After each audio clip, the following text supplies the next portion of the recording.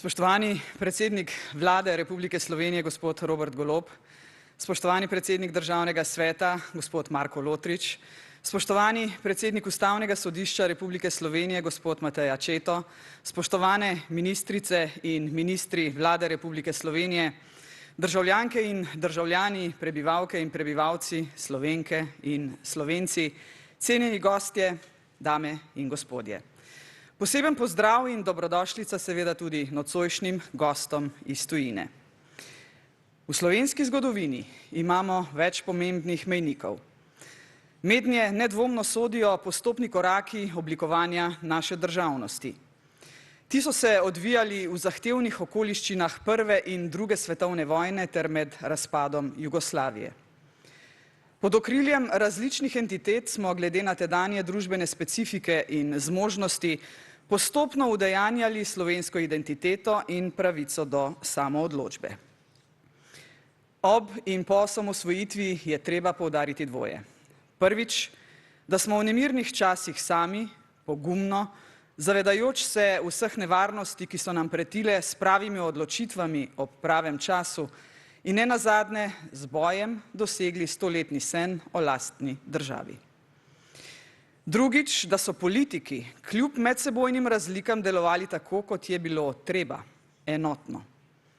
Politiki se je uspelo poenotiti in po osamosvojitvi vsa prizadevanja usmeriti v uresničevanje ključnih zunanjepolitičnih ciljev države, članstvo v Severnoatlantskem zavezništvu in v Evropski uniji. Dolgoletni proces približevanja, učenja in izvajanja reform je bil zaokrožen 23. marca leta 2003 z večinsko podporo Slovenk in Slovencev, državljank in državljanov Republike Slovenije na posvetovalnem referendumu o tem, ali naj Slovenija vstopi v Zvezo NATO. Ter 29. marca leta 2004, ko je Slovenija formalno postala članica te organizacije. Odločitev, ki smo jo sprejeli, je bila pravilna. S članstvom smo pridobili ne samo vstop v obrambno zavezništvo, ampak tudi priznanje, da smo del okolja, ki temelji na demokraciji kot načinu življenja, vladavini prava, spoštovanju človekovih pravic in ozemeljske celovitosti ter suverenosti. Upoštevaje trpke izkušnje, ki jih je slovenski narod izkusil ob apetitih tujcev po naši zemlji, je bil vstop Slovenije v Zvezo NATO ter seveda tudi Evropsko unijo resnično zgodovinsko dejanje. Tako smo bistveno lažje uresničevali temeljne nacionalne interese, kot so stabilnost, mir, sodelovanje, vključenost v mednarodne gospodarske in razvojne tokove. Dobili smo enakovreden glas za skupno mizo z zaveznicami ter možnost dogovarjanja z vsako posebej in z vsemi hkrati. Uspelo nam je začeti živeti bolje in varneje. Spoštovani, mednarodne organizacije v svojem bistvu povezujejo podobno misleče in vrednostno orientirane države, ki uresničujejo skupne interese in cilje. Sodelovanjem je lažje oblikovati učinkovite rešitve za regionalne in globalne izzive.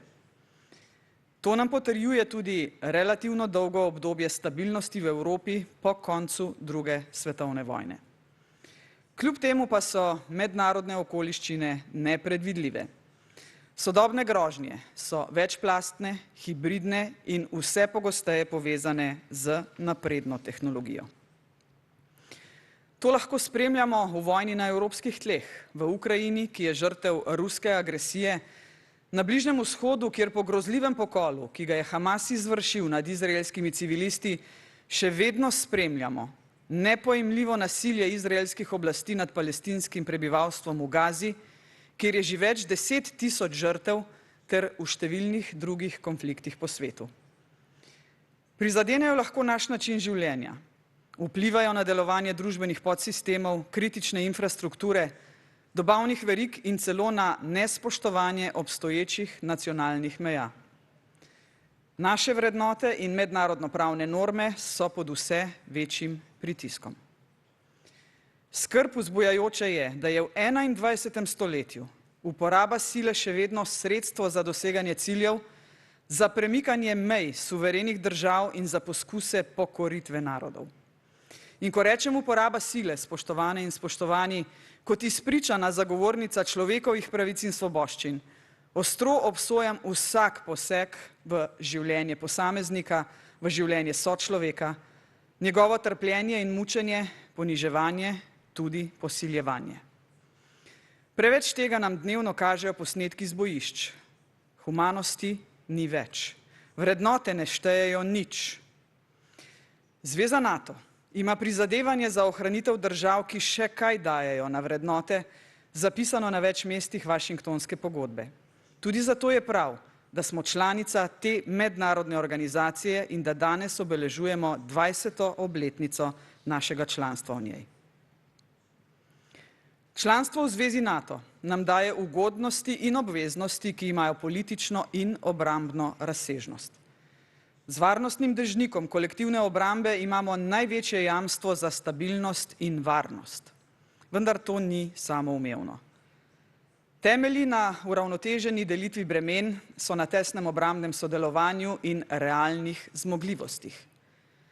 Zaveznice moramo vsaka zase in vse skupaj razvijati lastno in skupno obrambno sposobnost, da odvračamo grožnje in se upremo morebitnemu napadu. Kako dragocena je ta zavarovalna polica tudi po 75 letih obstoja Zveze NATO, kaže vključitev tradicionalno nevtralnih držav, Finske in Švedske, ter interes drugih držav za članstvo v tej organizaciji. Članstvo v Zvezi NATO ima za Slovenijo tudi pomembno mednarodno razsežnost, ki presega samo članstvo. Slovenija je v preteklih 2 desetletjih, kljub nekaterim izzivom pri zagotavljanju načrtovanih zmogljivosti, izkazala pripravljenost za prevzemanje tveganj in deleža skupnih prizadevanj pri ključnih nalogah zavezništva. Slovensko vojsko smo in še vedno prispevamo k mednarodni varnosti in stabilnosti v številnih operacijah po svetu, odvračamo vojaške grožnje na vzhodu zavezništva, podpiramo partnerske države v soseščini in še mnogo drugega. Spoštovane in spoštovani, ena temeljnih funkcij države je, da zagotavlja varnost na svojem ozemlju. Brez varnosti ne morejo delovati druge družbene dejavnosti. Brez nje ni razvoja in blaginje. Zato moramo, politiki in družba, podpirati sodoben nacionalno-varnostni sistem, posebej Slovensko vojsko, od katere upravičeno pričakujemo, da nam pomaga ob vseh vrstah groženj in nesreč. Zato seveda potrebuje ustrezno usposobljenost, opremljenost in zaščito. Veseli me, da besede, torej več kot desetletje izražanja politične podpore boljši obrambni sposobnosti naše države v strateških dokumentih, vendarle postajajo dejanja. Pri izpolnjevanju zavez moramo vztrajati. Le tako bomo zavarovali sebe, prispevali k varnosti drugih članic ter s tem ostali kredibilen sogovornik v Zvezi NATO in mednarodni skupnosti nasploh.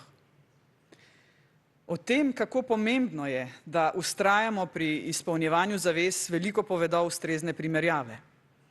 Prav zaradi članstva v Zvezi NATO za obrambo namenjamo manj sredstev, kot smo jih namenjali v bivši državi, ali kot bi jih morali v primeru, da bi si obrambo zagotavljali samostojno. Samostojna obramba bi zahtevala večji obseg obrambnih sil, širši družbeni angažma, razvoj celotnega spektra zmogljivosti in sklepanje posebnih partnerstev. Zveza NATO nam daje tisto, česar si sami morda ne bi mogli privoščiti. Med drugim nam omogoča varovanje zračnega prostora, dostop do vesoljskih in satelitskih zmogljivosti, izmenjavo varnostnih podatkov, aktiviranje koordinacijskih centrov ob naravnih nesrečah, usposabljanja ter politična in varnostna posvetovanja z mrežo več kot 40 partnerskimi državami in drugimi organizacijami. Drage Slovenke in Slovenci, državljanke in državljani, prebivalke in prebivalci Republike Slovenije. Slovenija je v naših srcih zeleni biser in prekrasen košček sveta. Srečni smo, ker lahko živimo v miru, skrbimo za svoje družine, obiskujemo sorodnike, obdelujemo vrtove, če želite. Želimo si, da lahko naši otroci razvijajo svoje potenciale. Tujcu, ki nas povpraša o državi, rečemo, da tu živijo dobrosrčni ljudje in da je pri nas preprosto lepo. Želim si, da ta košček sveta ostane nedotaknjen. Da bomo živeli v sožitju in brez strahu pred prihodnostjo. Ampak veste, na svetu je mnogo takšnih koščkov sveta, ki so s podobnimi mislimi zapisani v srcih ljudi, ki tam živijo, pa žal nimajo ne miru in ne brezskrbne prihodnosti. Zato naj se ob tej priložnosti posebej zahvalim vsem zaslužnim posameznicam in posameznikom v stroki in politiki za vizionarstvo, vztrajnost, zrelost in nesebičen doprinos, ki so tlakovali pot do članstva Slovenije v Zvezi NATO. Hvala lepa tudi vsem, ki vsakodnevno s svojim delom prispevate k ugledu Slovenije in njenemu učinkovitemu delovanju v zavezništvu ter uveljavljanju skupnih in nacionalnih varnostnih interesov. Hvala diplomatom in strokovnjakom, zaposlenim na Ministrstvu za zunanje in evropske zadeve, na Ministrstvu za obrambo, v raziskovalnih institucijah na univerzah in drugod, ter seveda in predvsem pripadnicam in pripadnikom Slovenske vojske. Večkrat sem jih obiskala na njihovem služenju doma in v tujini. Vedo, kako ponosna sem nanje, kako zelo cenim njihovo delo. Vsaka institucija, tudi Zveza NATO, so na koncu predvsem ljudje. Zrelo politično vodenje pomeni dosledno zagovarjati duh Washingtonske pogodbe, ki preprečuje, da bi Zveza NATO kadarkoli postala agresorska sila. Njena moč je v odvračanju, solidarnosti, medsebojni pomoči in dialogu. Zato si moramo prizadevati, da bo Slovenija zgledna članica in trden člen v zavezniški verigi. Hvala vsem vam in srečno Slovenija.